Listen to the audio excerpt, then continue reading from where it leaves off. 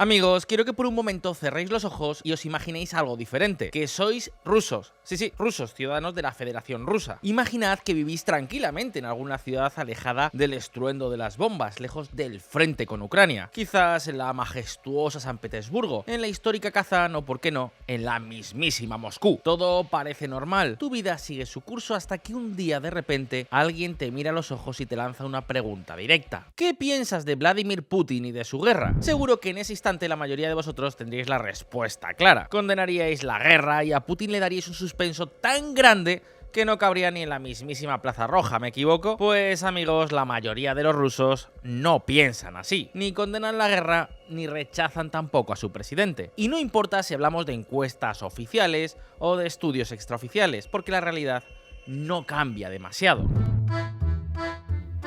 Efectivamente, las pocas encuestadoras independientes que todavía quedan en Rusia, como el Centro Levada, nos confirman lo que a muchos nos cuesta creer. Menos de la quinta parte de la población está en desacuerdo tanto con la guerra como con el liderazgo de Vladimir Putin. Y no hablamos solo de este centro. Otras encuestas, como la de Russian Field o Chronicle Group, pintan un panorama muy similar. Un 77% de los rusos todavía apoya la guerra en Ucrania, aunque eso sí, un 52%, algo más de la mitad, preferiría negociar antes que seguir con la violencia, pero en cualquier caso siguen apoyando al Kremlin. La retórica contra Occidente, la propaganda constante y el hecho de no estar cerca del frente de combate parecen ser las principales causantes de esta situación. Pero ¿sabéis qué otra cosa está salvando al presidente del rechazo popular? Pues muy simple. Vladimir no tiene rival en Rusia. Nadie le hace sombra, ni siquiera comparte el poder con otros gerifaltes como sí ocurre en otros regímenes. Y ahora es cuando seguro que más de uno de vosotros está pensando ¿cómo que no? Si nos habéis hablado muchas veces de Shoigu, de Gerasimov, de Patrushev e incluso del expresidente Medvedev.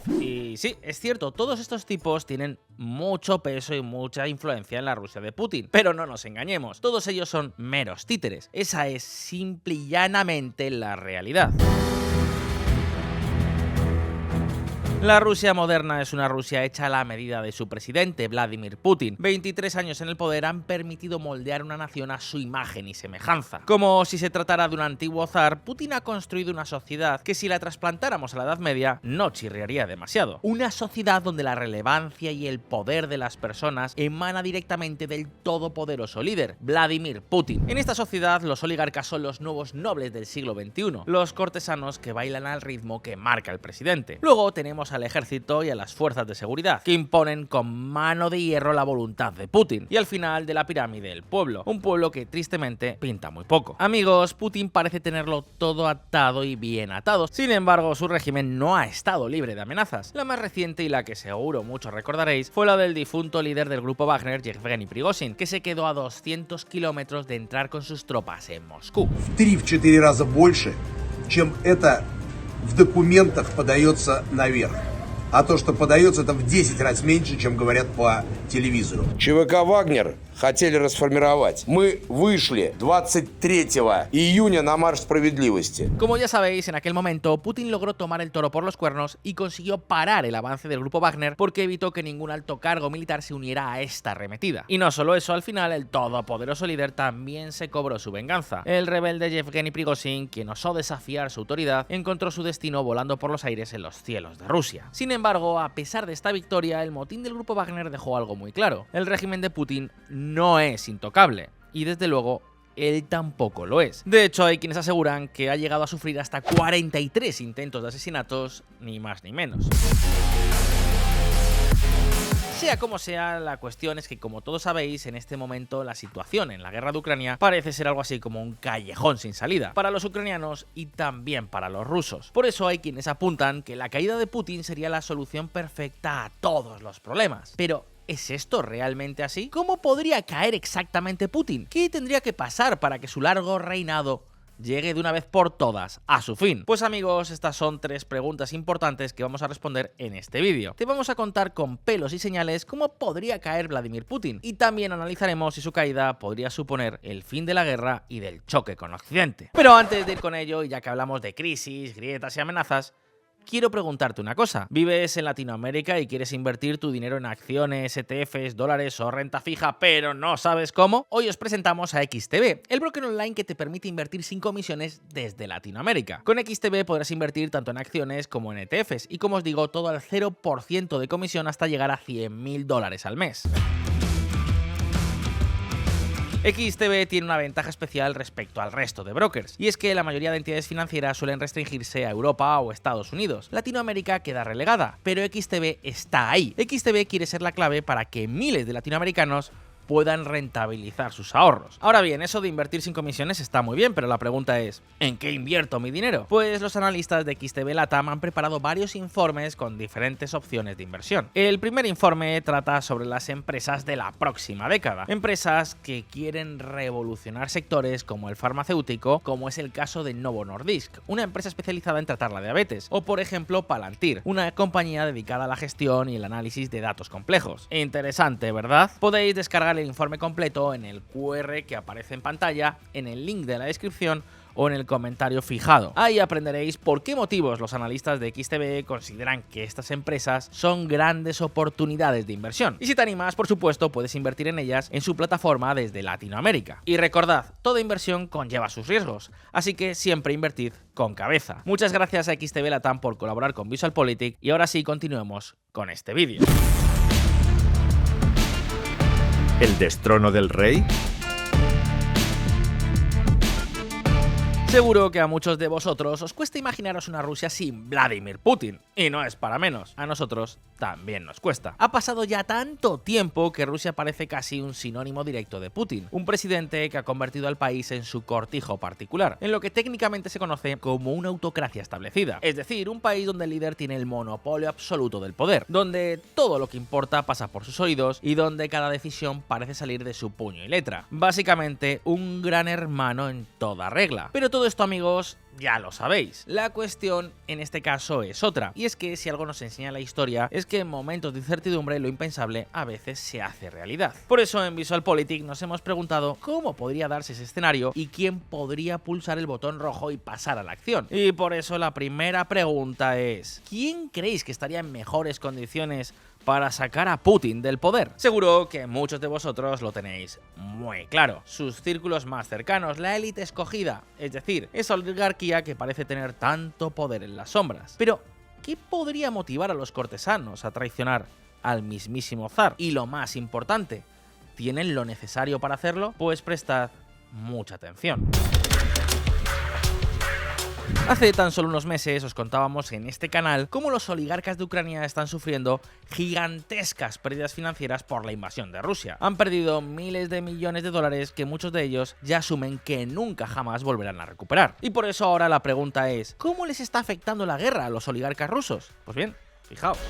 Los oligarcas rusos pierden 95.000 millones de dólares en 2022 por las sanciones tras la guerra de Ucrania. Habéis escuchado bien, 95.000 millones de dólares. Ojo, tan solo en el primer año de la invasión. 95.000 millones que han dejado tiritando a esta nueva nobleza rusa, una nobleza muy acostumbrada a nadar en billetes. Hablamos de oligarcas como Roman Abramovich, el antiguo dueño del Chelsea Football Club, que tan solo en 2022 perdió el 57% de toda su fortuna. Más de la mitad de su riqueza se evaporó en el aire como consecuencia directa de la invasión a Ucrania. Y esto, amigos, es algo que está sucediendo hasta el día de hoy. Actualmente, por ejemplo, encontramos a otros oligarcas como Mikhail Fridman luchando ante el mismísimo Tribunal de Justicia de la Unión Europea por intentar liberar 16.000 millones de dólares que le han sido congelados dentro de la zona comunitaria. 16.000 millones de dólares. ¡Qué barbaridad! Amigos, estamos presenciando un auténtico desangrado financiero para los oligarcas rusos. Por eso, algunos de ellos no han dudado, han dado un paso al frente y han hecho lo que parecía impensable: denunciar la invasión rusa y oponerse, desde fuera de Rusia, claro está, al mismísimo Vladimir Putin. Claro, con lo bien que vivían. Arkady Volov, el oligarca y ex consejero delegado del gigante tecnológico ruso Yandex, o Anatoly Chubais, ex vicepresidente de Rusia y empresario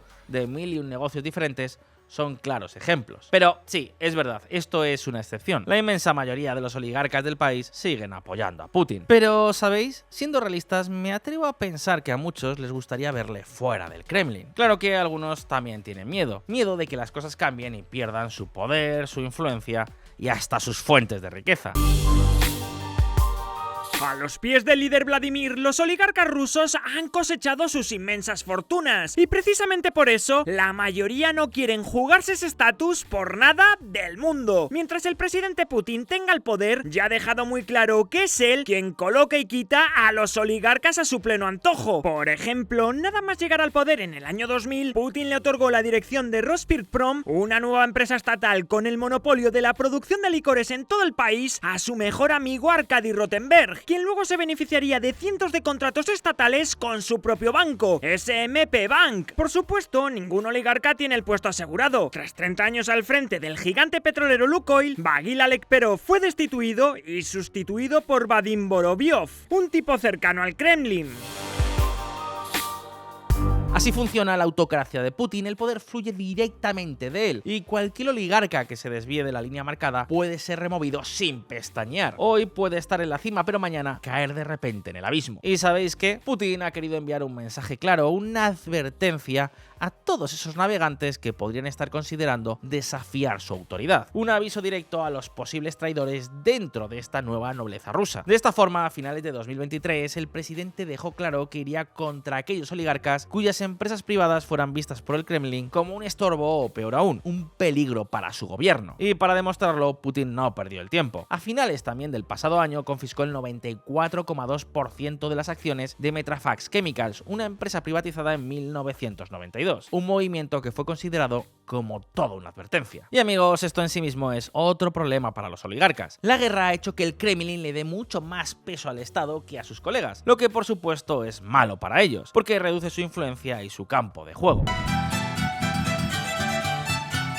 Sea como sea, la habilidad de Putin de haber creado un sistema en el que pueda hacer y deshacer a su completo antojo es impresionante. Los oligarcas lo conocen bien y por eso casi todos tienden a seguirle el juego al presidente. No quieren perder la vida en circunstancias sospechosas como Vitaly Robertus, el vicepresidente de Lukoil. No quieren ser encarcelados y luego exiliados como Vladimir Gusinsky o Mikhail Jodorowsky, los primeros oligarcas contra los que Putin arremetió. Y por supuesto, no quieren perder sus privilegios y la capacidad de hacer dinero. Pero no obstante, la paciencia de los oligarcas también tiene un límite. Y ese límite, amigos, puede estar cada vez más cerca porque las sanciones occidentales no hacen más que aumentar y la guerra les está costando cada vez más y más dinero. La Unión Europea adopta su 14º paquete de sanciones contra Rusia. Estados Unidos sanciona hoy a casi 400 entidades y personas por permitir que Rusia prosiga su guerra ilegal en Ucrania. Con esta medida, el Departamento de Estado impone sanciones a más de 190 personas y entidades. ¿Qué queremos decir con todo esto? Pues que no sería extraño que pudiera producirse un complot entre oligarcas para acabar de una vez con todas con Putin, porque francamente, dadas las circunstancias, eso mejoraría mucho su vida. Claro que sería una jugada terriblemente arriesgada. El resultado solo podría ser blanco o negro, sería un juego de suma cero. O cae Putin, o caen los partícipes de ese supuesto complot. Aquí no hay término medio. Y eso, lógicamente, es el mejor blindaje para el presidente ruso. Por lo tanto, aunque es posible, quizás este movimiento no sea lo más probable. Pero amigos, los oligarcas no son los únicos que podrían poner en aprietos a Putin. En teoría, el ejército podría ser un catalizador del cambio en Rusia, y no lo decimos a la ligera. Desde que dio comienzo la invasión de Ucrania, las tensiones internas dentro de las fuerzas armadas se han disparado. Las pérdidas y las bajas sufridas por los uniformados han sido colosales, y eso ha creado profundas grietas entre algunos mandos militares y el gobierno. De hecho, se sabe que algunos oficiales han expresado en privado su descontento con las estrategias que se están siguiendo en Ucrania, y también con la asfixiante corrupción que ha consumido al ejército ruso. Pero sobre todo hablamos quizás de una creciente indignación entre algunos mandos militares intermedios por las tácticas empleadas por el alto mando en esta guerra. Tácticas como esta.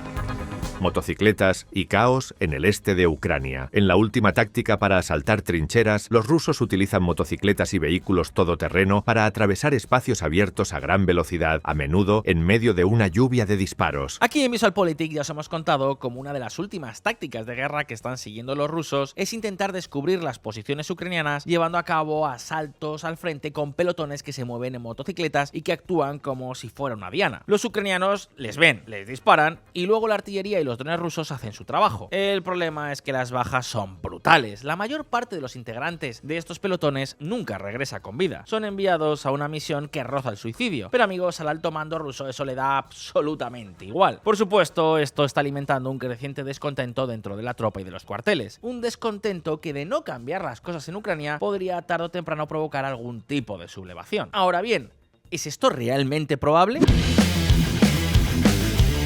Pues amigos, el problema aquí está en la estructura de poder que Putin ha construido cuidadosamente durante todos sus años en el poder. El ejército ruso durante este tiempo se ha beneficiado de una enorme financiación estatal, mejoras en las infraestructuras, aumentos salariales, especialmente para los altos mandos, y ciertos beneficios para las familias de los militares. ¿El resultado? Pues una cúpula relativamente leal al régimen. Pero eso no es todo. Las Fuerzas Armadas están infiltradas hasta la médula por los omnipresentes servicios de seguridad, el FSB. Este organismo mantiene un control férreo sobre las comunicaciones y los movimientos que se producen entre los uniformados. Y eso es precisamente lo que explica noticias como esta. El FSB lanza una amplia purga de la élite militar con la aprobación del Kremlin. La purga de altos oficiales es el resultado de las luchas internas entre el FSB y los militares por el fracaso en la captura de Kiev y la competencia por los fondos de defensa. Putin sigue la vieja táctica soviética de limpiar periódicamente al ejército de todas aquellas personas cuya lealtad, bueno, digamos que está en duda. Un método clásico para mantener el control y asegurarse de que el poder nunca jamás será desafiado desde dentro. Por ejemplo, desde el inicio de la invasión de Ucrania, más de 30 generales han sido cesados de sus puestos. La mayoría de ellos no por su competencia en el frente, sino por las dudas sobre su lealtad. Así que otra vez una sublevación militar sería perfectamente posible, pero quizás tampoco algo particularmente probable. Digamos que el ejército parece estar bastante limpio. ¿Recordáis el alzamiento de Prigozhin? Fracasó porque ningún alto mando militar que le apoyaba en privado finalmente se atrevió a dar el paso de sublevarse con él. Y así, amigos, es como llegamos directamente a la tercera posibilidad. ¿Hasta qué punto la propia sociedad rusa puede ejercer la presión suficiente como para provocar un cambio de régimen? ¿Estallarán los rusos y se echarán a las calles?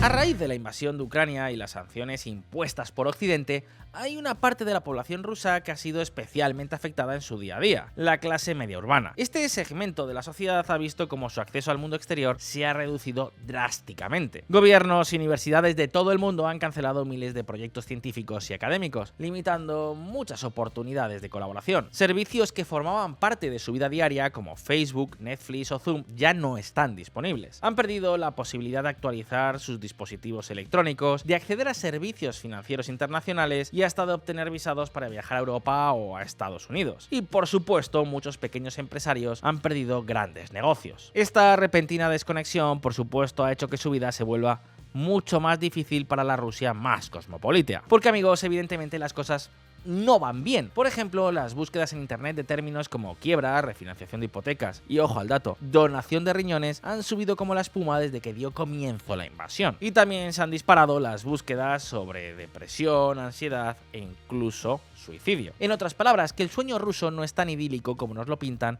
en los telediarios del Estado. Y eso es algo que de una forma u otra pues debería desgastar al gobierno, ¿no os parece? La guerra interminable, el reclutamiento forzoso, la incertidumbre económica y la propaganda a todas horas han dejado a muchos rusos en una situación más que precaria. Porque una cosa es apoyar a tu líder desde la comodidad de tu sofá y otra muy distinta es hacerlo cuando estás pensando en vender un riñón para llegar a fin de mes. Las cosas, lógicamente, cambian. Pues ojo, amigos, porque la historia nos da un precedente de lo que podría llegar a ocurrir. En los años 90, durante la crisis política de la Unión Soviética, fue precisamente esta clase media urbana y bien formada la que se echó a las calles exigiendo un cambio de régimen. La pregunta es, ¿podría ocurrir ahora lo mismo?